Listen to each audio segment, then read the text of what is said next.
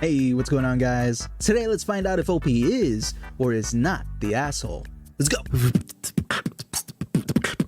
Am I the asshole for telling my husband it is rude to make himself a large snack as I am prepping to cook dinner? I feel like I am sort of guilty with this too. I mean, I'm the one who makes dinner in the house. You're a chef. Me and my wife switch on and off, but most of the time I'm the one who makes dinner. But I have, like, on occasion, like, snacked before the actual food. I don't know what this guy did yet, but you know, I snack sometimes. It's fine. Genuinely, I need to know. Maybe it's not a big deal, or am I overreacting? Here's the background. We both work full-time. I am the only one that cooks. I have on multiple occasions asked him to help out or cook on occasion. Today I'm getting ready to make dinner and he makes a full meal of a snack. What does that mean? Meat and cheese quesadillas, plural, and only for himself, with garnishes. Oh, you fancy. Why isn't he making dinner? It sounds like he's already making dinner. It's 6 p.m. and we had lunch at 2. Yeah, it's like 4 hours. I mean, I would be hungry too, but I would probably just like open up a bag of chips, you know? When I question it, he acts like I'm being dramatic. It feels like a waste of time and defeating to cook dinner. Yes, I will still have to cook for the kids, for part of the household to not even eat it. The other side is, he could have just made what he was making for everyone and it could have been dinner. Exactly! Bingo! That's exactly what I was saying. He does this a couple times a month. Am I being dramatic? Is this actually rude? A couple times a month? Yeah, I would say it's pretty rude. I mean, if he's making basically full entrees, like, just make that for everyone. I mean, like I was saying, I do snack on occasion in between meals and before dinner and stuff, but it's always just like a protein bar or like a bag of chips or something, not full-on quesadillas. I know you're hungry. So am I the asshole for telling him he's rude? Yeah, I would say he's rude for sure, but I don't know. Let's see what the comments are saying. Rude and selfish. Yeah, pretty much. Yeah, he could have saved OP a lot of trouble and given her a break from cooking. Don't clean up his mess. Or if he was gonna do it anyway, just like share it with everyone, you know? Like give some to the kids, give some to the wife while she's making dinner as like an appetizer, you know? That's what I would have done. Anyways, yeah, I would say it's not an overreaction, I guess. And at least he's not doing it every day, but like even doing it one time, it's like, why'd you do that? So I wouldn't say you're an asshole for doing that. Am I the asshole for refusing to tip a bartender after he yelled at me for not tipping? Well, he's definitely not gonna get a tip now. You blew it! I am a 21-year-old female college student and I don't have a job outside of summer because I play D3 soccer at my university. Because of this, I have a strict budget when I go out because Ubers, drinks, and food are very expensive and adds up. Yeah, they do. Looks expensive. I understand the importance of tipping and always tip 20% at restaurants and at least 50 cents to baristas when I order a drink. However, this particular night I ordered a drink at the bar that was $8. Shocked. We are all shocked. Dude, as much as I love, like, not anymore, but like as much as I loved like going to bars and stuff, the money is just not worth it. Like, I would honestly rather just buy like a 24 pack for like $8 and just like drink at home, you know? This was already expensive and I was anxious about spending too much, so when the tab was presented to me, I clicked no tip. Immediately after I did, the bartender, who looked to be in his late 40s, got upset. He said, "No tip? Really? Really? He then turned to my friend and said, "What's wrong with your friend? You need to teach her how to tip." I understand, you know, bartenders and servers and stuff rely on tips. I get it. It sucks that the restaurant industry does that to the servers, but like, yeah, they do kind of rely on tips. But at the same time, if someone's not going to tip you, I don't think the right thing to do is to shame them for not tipping you. I don't think it's going to help your case, but, you know, be upset with them, sure. But, you know, don't bash them for not giving you like $5. I apologized and explained that I was a broke college student who was on a budget, to which he yelled, "I don't care, that's not my problem, you need to tip." I tried explaining myself again, to which he got only more angry. At this point, I was worried he would spit in my drink, so I shut up. I would just leave at that point, dude. The service is shit. The next day, I called my dad to tell him about what happened, and to my surprise, he took the bartender's side. Traitor! He said I should have tipped and that the bartenders essentially live off of tips they get. I told my dad I was trying to save money and he said that I shouldn't go out and buy drinks if I want to save money. You know, honestly, true. Like I was saying, true. I would rather just drink at home because it's going to save you a ton of money. But at the same time, it's like the bar, it's the vibe. It's, you know, you want to socialize with people and stuff. It's a whole experience and I get that. But if you're really on a tight budget and you want to save money, just stay at home. I try to not buy drinks as they are expensive, but I still think I should be able to have a good time and get a drink if I want one. Am I the asshole? I'm still upset about the bartender yelling at me and I don't understand why he made such a big deal. Did he think demanding money from a college girl would make me more inclined to tip? Is my dad right, or was the bartender DTM? I don't know what that means. Well, I would say, yeah, your dad is in a way right, because the servers, you know, they live off of tips, and that's, you know, that's a fact. But at the same time, even if you don't tip, I don't think the right answer is for the bartender or the server or the waiter to get in your face and say you're a bad person for not tipping and basically, you know, maybe potentially ruin your food and stuff. That's not the right way to go about it. So I wouldn't say you're the asshole per se, because honestly, you did nothing wrong. And there's a lot of people who don't tip. And like I said, it's really on like the restaurant and the bar and stuff to provide, you know, a livable wage for the servers, but that's just not how things are right now. Everyone sucks here except for your dad. You are saying you need to save money, but you are going out for drinks? The bartender for making a scene over not tipping.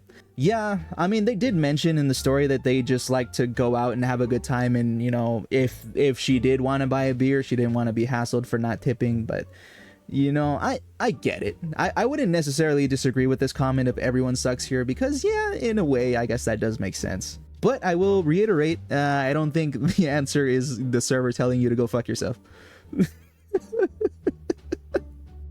Like, what the hell is this story? Am I the asshole for refusing to meet my dying grandma who blamed me for my father's death? Crazy! Crazy! I, 21 female, am in a massive fight with my mom and sisters right now. They are calling me apathetic and cold, but I feel like I'm just protecting my peace. When I was 2, my father died of cancer. He was diagnosed while my mom was pregnant with me.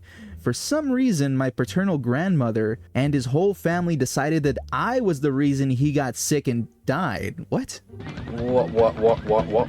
Okay, that's not how it works. And also, she's a fucking idiot. I grew up being treated like a curse. My cousins and siblings were loved, but I was the unwanted child who killed her father. It got so toxic that my mom eventually moved to my maternal house. She worked constantly, so I grew up pretty isolated with heavy abandonment issues and trauma from being treated like a pariah by my own blood. I haven't seen or spoken to my grandmother in over 10 years. Now she's dying, she reached out to me and asked me to come see her one last time, as she is very apologetic for whatever she did. I told her I don't care whether she lives or dies, I'm not coming. My sister and mom got furious. They say at the end she is still my family and I should forgive her now that she is on her deathbed. I told them her dying didn't erase the decade of abuse and neglect and trauma. This whole situation has wrecked my mental health. My friends have been reaching out to check on me, but I've been completely ghosting them. I haven't replied to a single text in weeks. I feel terrible because they haven't done anything wrong, but I don't want them to be bothered because of this. Am I the asshole for refusing to see my grandmother, and am I the asshole for shutting out my friends? Well, the friends thing, I mean, it's like you're going through a lot, so I guess you don't want to trauma dump on your friends and stuff, and I guess that's understandable, but I say you should probably reach out to them if they're gonna, you know, help you through these times. That's probably a good thing to do. But are you the asshole for not seeing your dying grandmother? Fuck no. This honestly sounds so crazy that I want to believe it's fake, because it doesn't sound real. These don't sound like real people. Your grandmother's mindset doesn't make sense to where I think she would honestly think you're the reason why your dad developed cancer and died. How does that even correlate? It doesn't. Not the asshole, but feel free to consider going to see your grandmother anyway, just to tell her in person to fuck off. That's a good one. And you know she is going to burn in hell whether you believe it or not, for the way she treated you. You don't owe anyone closure. but you might be able to get some for yourself. Good luck.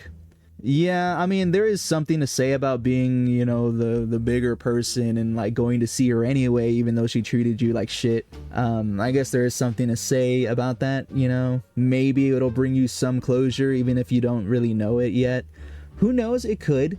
But at the same time, my petty self would just be like, no, fuck you. You literally blame me for my father's death, and no, I don't want to talk to you anymore. Your time is done. Am I the asshole for choosing my job over my girlfriend? All right, what's the job? Dude, it better be a really high-paying job. And even then, I don't know.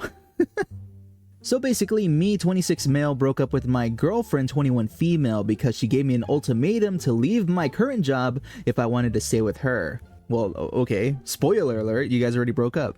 Way to ruin the surprise. I work on an oil rig. Oh my god. Dude, what's the salary of an oil rig worker? Oil rig workers in the US generally earn between $50,000 and $100,000 annually. Dude, man. I'm in the wrong line of work. It sounds pretty cool, but not for me. I work on an oil rig on the North Sea in rotation, 2 weeks of work, 4 weeks at home. Well, that doesn't sound too bad, actually. I make great money and I have risen to a foreman there, and the company I work for wants to invest money in me to expand my qualifications. Besides that, I really like the job and I have a lot of perks and benefits. Yeah, I bet. My girlfriend told me that she can't handle being by herself these 2 weeks while I'm at sea. She told me that she feels lonely and that it is too hard for her. I get that because I've been missing her too during that time. But it isn't really my problem to deal with. In my opinion, that is something she had to work through herself. Alright, well, I'm gonna pause it right here. It's understandable that your girlfriend would be missing you because you are gone 2 weeks at work and then you get 4 weeks at home. So you are gone for 2 weeks. And yeah, I could see that her missing you would be an issue and stuff. And there's nothing wrong with that. I don't like the fact that you said, well, that's her problem. Because, I mean, you guys are in a relationship. Well, I guess you guys were in a relationship because we got fucking spoiled in the first sentence that you guys broke up. So, you know, whatever.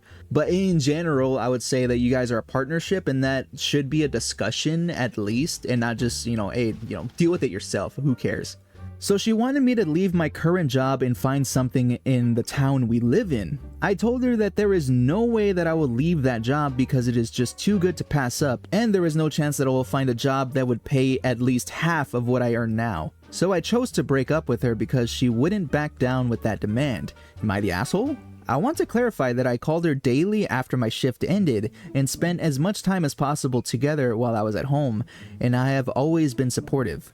Okay, we got two edits here, but I'll go ahead and, you know, I've kind of already said my 2 cents here. Like I said, there's nothing wrong with her wanting to spend more time with you and her feeling lonely for 2 weeks and stuff. Like, that's understandable. I get that. And I'm sure there's many couples who are in this same exact situation who make it work.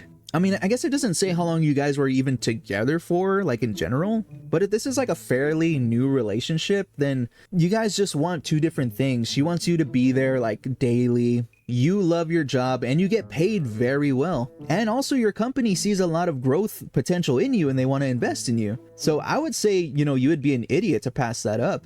But the fact that your girlfriend is giving you an ultimatum and saying like, hey, leave this job or we're done, then like, I don't think the relationship was going to work anyway. So like, ultimately I would say, you know, focus on your career, do what you got to do, and you know, a relationship will come eventually, I guess. But that's just my opinion.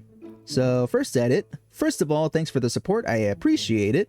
Second, a few things I wanted to say. We live in a small town, but there is plenty to do. Besides, I always encourage her to find hobbies and go out with friends. I even went to therapy to fix my trust issues and jealousy, so I wouldn't overthink and worry. The funny thing is that when we started dating, I was gone for 4 to 6 weeks at a time, and I worked my ass off to get 2 weeks of work rotation. So I feel a little unappreciated and disappointed.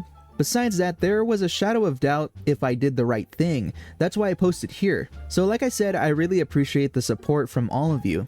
Edit 2. So a lot of people are saying I'm being cold for saying that she has to deal with it on her own. I called it right there.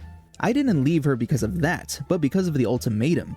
I was always open to help her with her struggles, and I tried to do everything I could to make her feel less lonely, but in the end she was certain that she was feeling that way because of my absence. No place for talk or understanding.